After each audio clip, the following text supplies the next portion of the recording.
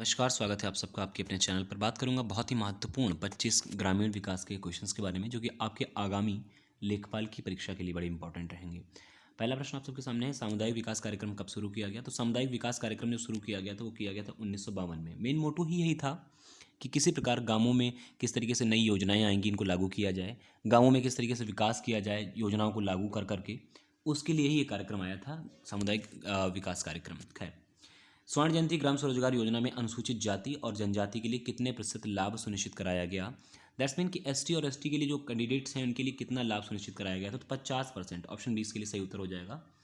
12 मार्च 2021 को आज़ादी का अमृत महोत्सव कहाँ से शुरू किया गया था? ध्यान रखना, साबरमती आश्रम से। और ये आज़ादी का अमृत महोत्सव आपका 15 अगस्त 2023 तक चलेगा। 2023 तक चलेगा, 15 अगस्त 2023 तक। 12 मार्च ही क्यों? क्योंकि 12 मार्च 1930 को क्या दांडी मार्च का आयोजन भी साबरमती आश्रम से ही किया गया था। तो तमाम सूझबूझ के साथ ये सारी चीज़ें शुरू की जाती हैं। खैर, ध्यान रखना, किसान कल्याण मिशन किस राज्य सरकार द्वारा शुरू किया गया था? उत्तर प्रदेश सरकार द्वारा। मतलब मोटो क्या है? किसानों की जस्ट आय को डबल करना। ठीक है। नवीन जनगणना के अनुसार उत्तर प्रदेश का लिंगानुपात कितना है? तो 912, नो डाउट। लेकिन अगर 2001 की जनगणना के अनुसार पूछे तो 898। 943 क्या है? ये इंडिया की जनगणना का आपका लिंगानुपात है, राइट। जो आपका लिंगानुपात है भारत का वो 943। और 902 क्या है? यूपी का बाल लिंगानुपात। आपसे पूछे कि यूपी का क्या है बाल लिंगानुपात कितना है? 902। नो डाउट, आप याद रखिएगा, बहुत इंपॉर्टेंट क्वेश्चन है ये। उत्तर प्रदेश में किस प्रकार की मिलें सबसे अधिक कह रहा है? उत्तर प्रदेश में मिलें जो हैं सबसे ज़्यादा किस चीज़ की हैं? तो ध्यान रखना, उत्तर प्रदेश में जो सबसे ज़्यादा मिलें हैं वो मिलें हैं आपकी चीनी की, क्योंकि आपको पता है उत्तर प्रदेश में व्यापारिक फसल सबसे ज़्यादा चीनी की ही, गन्ने की ही होती है। खैर, उत्तर प्रदेश में प्रमुख रेल इंजन संयंत्र कहाँ पर है? तो उसका ऑप्शन बी हो जाएगा। मुगल सराय जो यार्ड है वो एशिया का एक्चुअली सबसे बड़ा यार्ड है रेलवे का। ठीक है। इनमें से कौन सा कृषि विश्वविद्यालय कह रहा है? कौन सा कृषि विश्वविद्यालय 1960 में स्थापित हुआ था? तो ध्यान रखना, इसमें जो ऑप्शन दे रहा है उस ऑप्शन वाइज देख लीजिएगा क्या क्या बातें हैं, क्या क्या बातें नहीं है। खैर, तो इसके लिए पंडित गोविंद वल्लभ पंत कृषि विश्वविद्यालय बिल्कुल सही ऑप्शन है कि 1960 में स्थापित हुआ था। देखिए, अब ये वर्तमान में उत्तराखंड में है, ठीक है, पंतनगर में। लेकिन इसे 1960 में ये देश का पहला कृषि विश्वविद्यालय था। पहली बात, देश के पहले प्रधानमंत्री जवाहरलाल नेहरू ने इसका उद्घाटन किया। दूसरी बात, उत्तर प्रदेश के पहले मुख्यमंत्री पंडित गोविंद वल्लभ पंत के ऊपर ही इसको रखा गया था, नामकरण इसका। और हरित क्रांति की जन्मस्थली इसे ही कहा जाता है, गोविंद वल्लभ पंत विश्वविद्यालय या कृषि विश्वविद्यालय को। ठीक है। नाइट्रोजन, फास्फोरस, पोटास किस अनुपात में प्रयोग किए जाते हैं? देखिए, जहाँ तक मुझे जानकारी मिली, अकॉर्डिंग टू जो भी एक आध पेपर्स मैंने देखे, वहाँ पर पता नहीं क्यों ऐसा ऑप्शन था कि यहाँ पर 6:3 कहीं ना कहीं एक को रखा। लेकिन जो मैंने संदर्भित चीज़ें पढ़ी हैं वो मैंने 1:2:1 को पढ़ा है। ठीक है।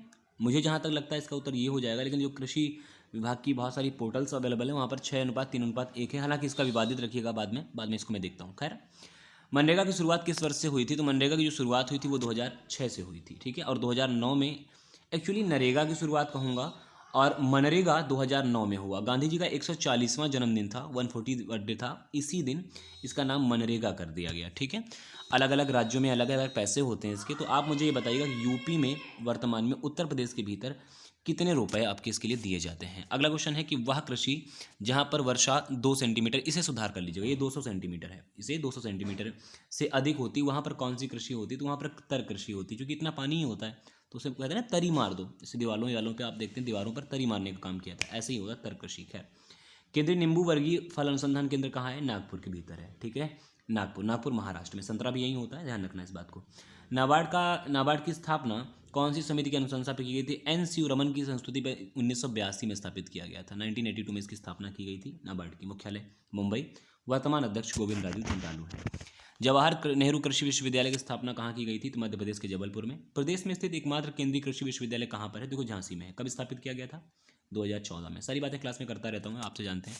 खैर, संयुक्त राष्ट्र द्वारा अंतर्राष्ट्रीय बाजरा वर्ष किस वर्ष घोषित किया गया था? संयुक्त राष्ट्र द्वारा अंतर्राष्ट्रीय बाजरा वर्ष घोषित किया गया 2023 को। 2000 आपका अगर मैं 16 बात करता हूँ तो ये दलहन वर्ष था। यूनाइटेड नेशन ने दलहन वर्ष घोषित किया गया था। 2004 जो था आपका, वो कहीं ना कहीं आपका अंतर्राष्ट्रीय चावल वर्ष घोषित किया गया था। तो मैं उम्मीद करता हूँ यूनाइटेड नेशन ने जो घोषित किया मैंने आपको बता दिया है, पढ़ लीजिएगा। नीलगिरी खापली किसकी फसल है? कह रहा है नीलगिरी जो खापली है आपकी वो गेहूं खप गया, गेहूं खत्म हो गया, राइट।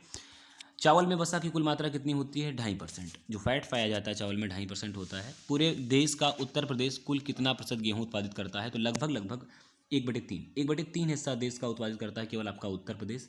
कह रहा है गंटर जरीब की लंबाई कितनी होती है। देखिए गंटर जरीब वैसे तो दो अलग अलग प्रकार का होता है, एक तो 66 फीट का होता है और एक होता है 132 फीट का, बट अकॉर्डिंग टू ऑप्शन हमारे पास 132 ऑप्शन ही नहीं है, तो हम इसका सही उत्तर मान लेंगे 66 फीट। दो ही होते हैं, 66 फीट का और 132 फीट का, ठीक है। किसी भी खसरा के भीतर कितने खाने होते हैं, ध्यान रखना है इसके, किसी भी खसरा के भीतर कुल 21 खाने होते हैं। प्रारंभ में खाने 22 हुआ करते थे, बट अभी 21 ही हैं। इनमें से कौन सी व्यापारिक फसल नहीं है, तंबाकू है, चाय है, जूट है, अर्थात गेहूँ इसका सही उत्तर होगा। खैर, चकबंदी की शुरुआत कब से हुई, इसमें दो प्रश्न मतभेदिक बनेंगे। पहली बात तो 1954 में प्रारंभ हुई और पूरे प्रदेश में लागू करने की बात कब से की गई, तो 1958 में। तो दोनों प्रश्नों को आपको मैंने उत्तर बता दिए हैं। शुरू 1954 जो अकॉर्डिंग टू क्वेश्चन, और 1958 पूरे प्रदेश में लागू की बात करी गई थी। प्रदेश में कुल कितने जनपद भूकंप प्रभावित माने जाते हैं, तो 11 जनपद भूकंप प्रभावित माने जाते हैं। इनमें से सर्वाधिक जो है वो आपके उत्तर और पश्चिम के जनपद हैं, नॉर्थ और वेस्ट के, ठीक है। लेखपाल द्वारा खरीफ की पड़ताल कब की जाती है, वर्ष में 3 बार की जाती है। तो आपकी जो खरीफ पूछ रहा है वो 10 अगस्त है।